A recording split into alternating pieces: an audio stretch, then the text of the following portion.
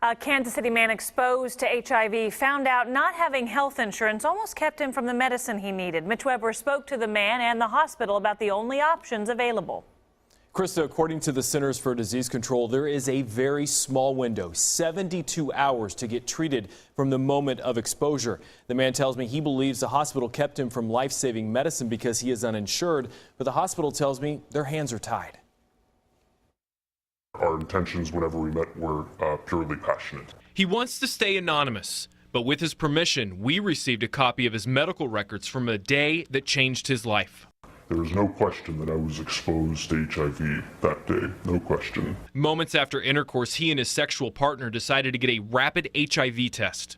He tested HIV positive and I tested HIV negative. I told him that, look, it's okay because there is this alternative that exists. We can go to a hospital, we can go to an ER, and I can take a pill and it will stop me from contracting this disease. 3 hours later, they were in the KU Med Center emergency room.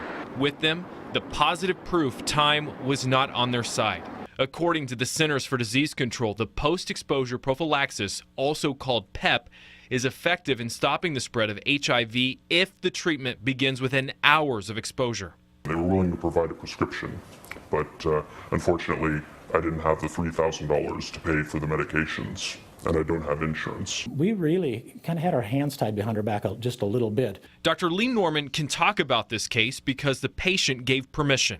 In an ideal world, we would love it if we just had those unlimited resources to do that.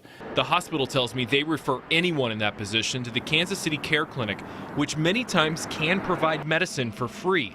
But the clinic tells me it depends. For someone who is uninsured, this medicine will still cost between $600 and $700. At that point, we will send out a red alert to all of our HIV/AIDS donors. Matt Rice just this week started PEP Angels, who could have helped the young man pay for his meds. Somebody will call us and say, we think we've been exposed to HIV.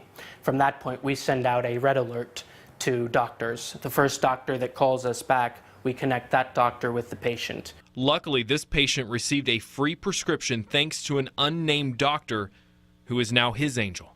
Taking this medication for 2 weeks absolutely saved my life.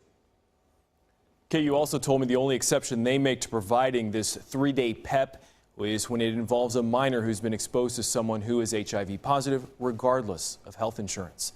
Mitch Weber, 41 Action News.